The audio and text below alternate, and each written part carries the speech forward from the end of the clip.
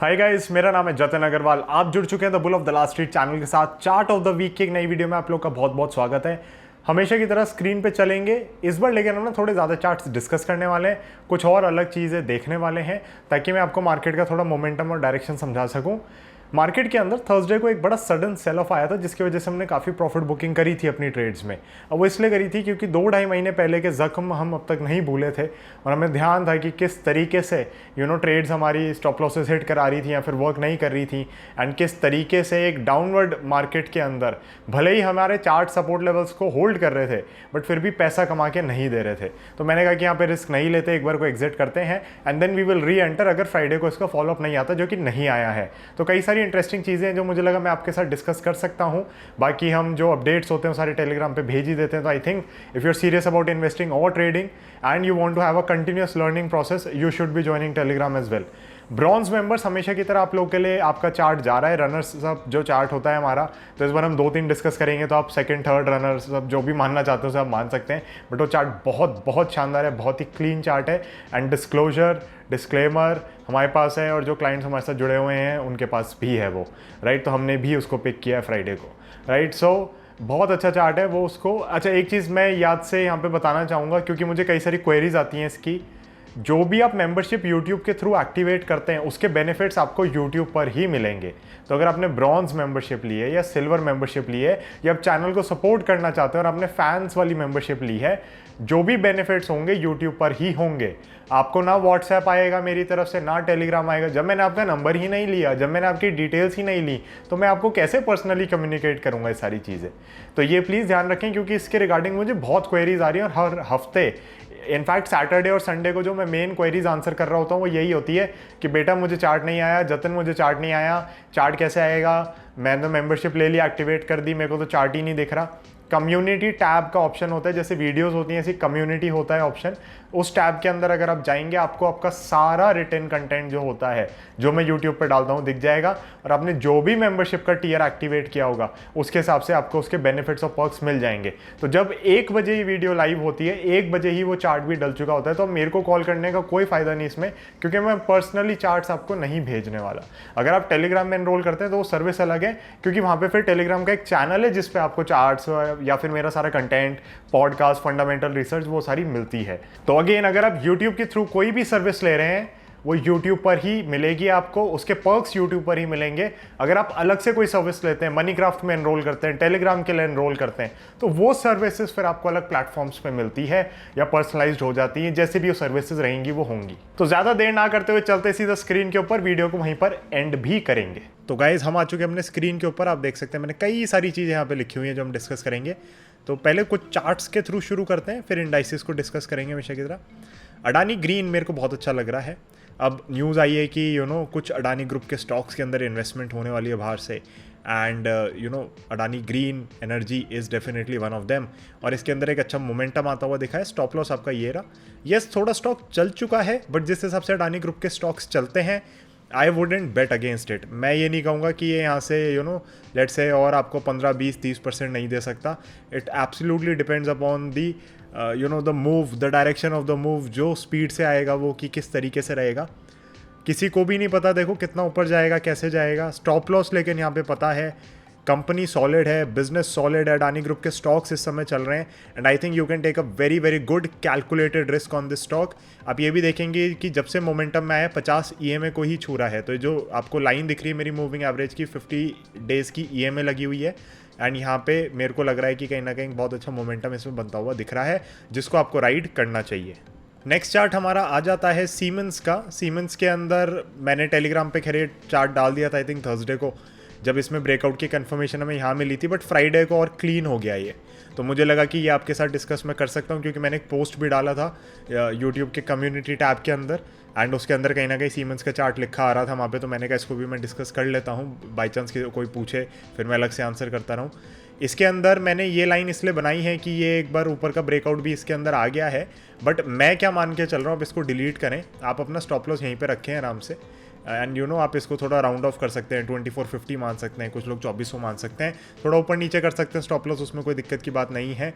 But इसके अंदर जो ब्रेकआउट है वो मुझे बहुत अच्छा लग रहा है and I think it's a very very clean breakout, और कहीं ना कहीं यहाँ से मोमेंटम कैरी फॉरवर्ड होना चाहिए। हमें वैसे भी केपेक्स और एनर्जी साइड पे कंपनीज में बहुत अच्छे मूव्स आते हुए दिख रहे हैं, तो वो कहीं ना कहीं सीमेंस में भी मेरे ख्याल से कैरी होना चाहिए।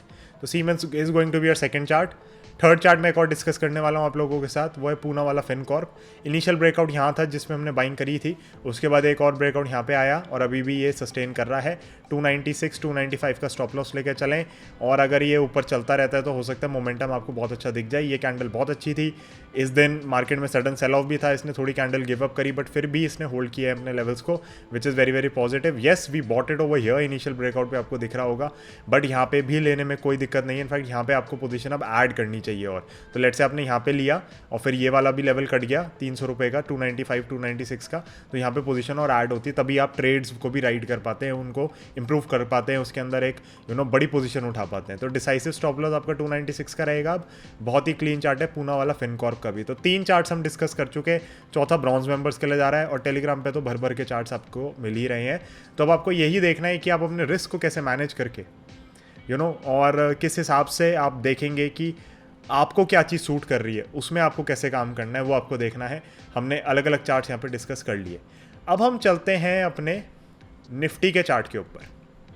मैंने टेलीग्राम पे भी ये चीज़ सेम डाली थी कि निफ्टी में मुझे बस एक जो थोड़ा नेगेटिव लग रहा है ना, वो यही चीज़ है।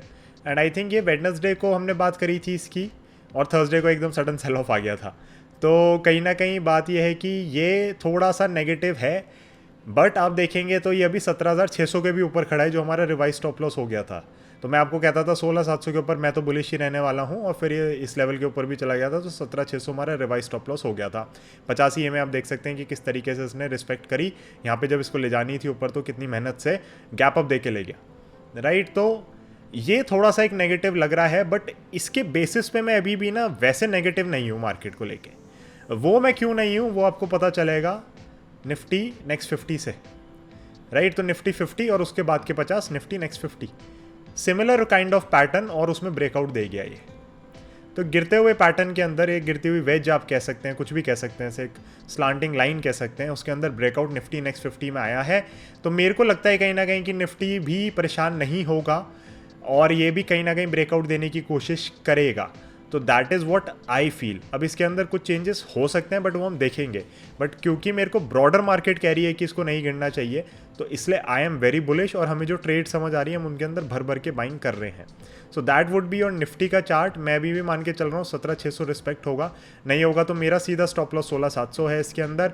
बट मैं निफ्टी में पर्टिकुलरली फ्यूचर्स ऑप्शंस में काम नहीं कर रहा, तो मैं अपने ट्रेड्स ही देख रहा हूँ, अपने स्टॉक्स ही देख रहा हूँ। डिलीवरी में हम काफ़ी हैवी बाइंग करके ट्रेड्स इस समय कैरी फॉरवर्ड कर रहे हैं अपनी।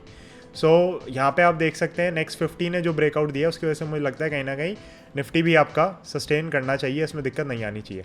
नेक्स्ट हम चलते हैं बैंक निफ्टी के ऊपर, क्योंकि बैंक निफ्टी में काफ़ी लोग काम करते हैं। बैंक निफ्टी के अंदर आप देख सकते हैं कि इसने हमारा ये वाला लेवल अभी के लिए रिस्पेक्ट किया है, but we are not sure whether it will hold on to it और नॉट।